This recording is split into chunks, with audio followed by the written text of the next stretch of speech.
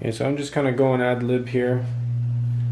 I'm doing this in the format of, well, I'm really experimenting with the format, but basically I'm just pretending that I'm just alone here in my room, and I'm kind of explaining how I would be explaining it if I was just talking to myself, I guess. It's really hard. Anyways, here it is. So that's kind of the whole thing. It's just this little bridge. Max load 10 pounds. It's got a rock, 10-pound rock. It's not actually max load of 10 pounds. That's just how much it holds. It could probably break at about 20 pounds, but working load is about 10. So it's a safe number, and the rock just happened to be about 10 pounds even. This is a truss bridge made out of toothpicks and hot glue. Basically, see here, so what I got is a little example here. How triangles work is they have the compressional force going down through there, and then tensile strength through here. So the load being supplied from there does a compression on those two beams, and then tension throughout the center. And that's what it would look like making it out of sticks, barbecue sticks. And here's kind of an example, but you can see because this string doesn't have compressional strength. If I compress it, it just bends. But it does have tensile strength, so when I push down on it, it actually like pulls the string under tension. It's kind of hard to show, but yeah, so you push down on it and it tenses up the string, and that's basically the concept. Now, another reason why we use triangles is because here is what a square would look like. So we have had a square here, and basically what happens is the square is able to bend back and forth like this, and you can see how it kind of follows this shape of a parallelogram here when it does that. Now, a triangle won't do that. It's stable the way it is. It doesn't wobble back and forth. But then if you add a cross member between it, it keeps it from wobbling back and forth like this one, and it stops it from being it's more like a reinforced parallelogram. In that way, it's acting like a triangle again, because when you push down on it in this direction, it's adding compression strength here, and then trying to use the tensile strength there.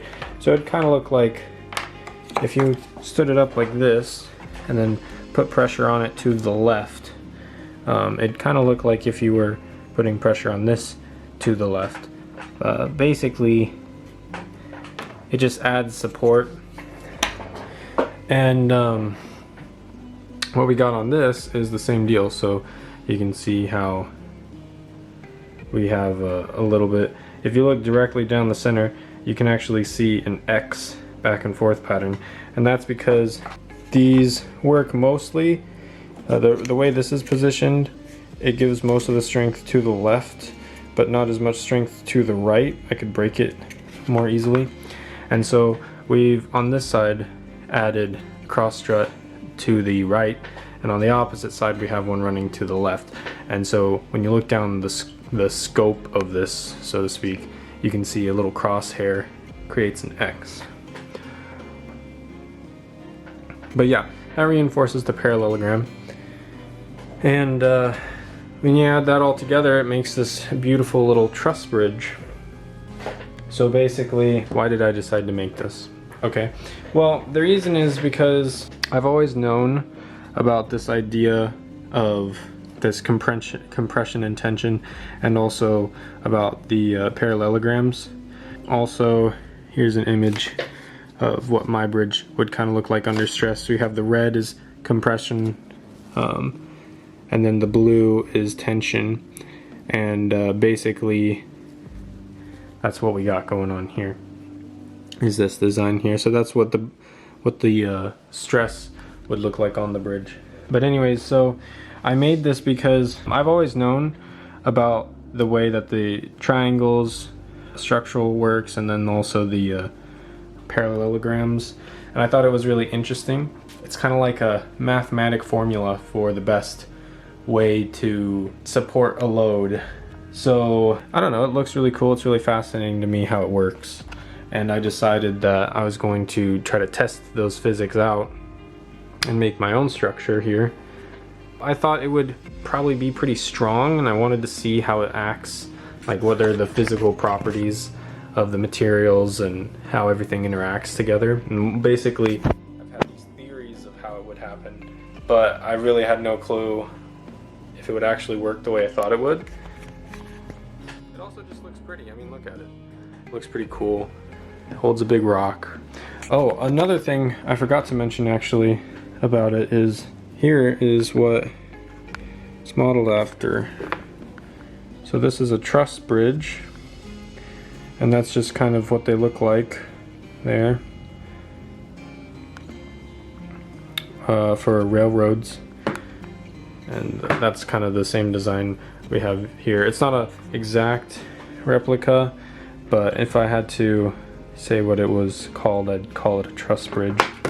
We also have a keystone arch picture here, which is basically just, that's why I made it in an arch shape like that, because I was kind of following the idea, well, arches like this are notoriously strong. You can see here that they have like the compression force goes through the whole of the archway and down into the base of it, and it uses this keystone at the top to kind of hold it all together. That's the last thing that they put in place when they're making these kind of, it's a keystone is the wedge-shaped stone at the apex of a masonry arch, or typically round-shaped one at the apex of a vault. In both cases, it is the final piece placed during construction and locks all the stones into position, allowing the arch or vault to bear weight.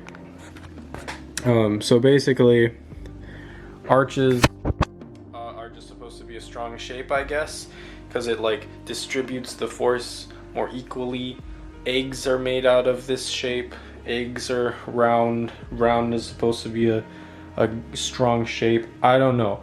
Really, I had a whole bunch of theories about what shapes would be strong, like parallelograms reinforced and triangles and stuff like that, and archways, and I had no idea if any of this was actually like true or not.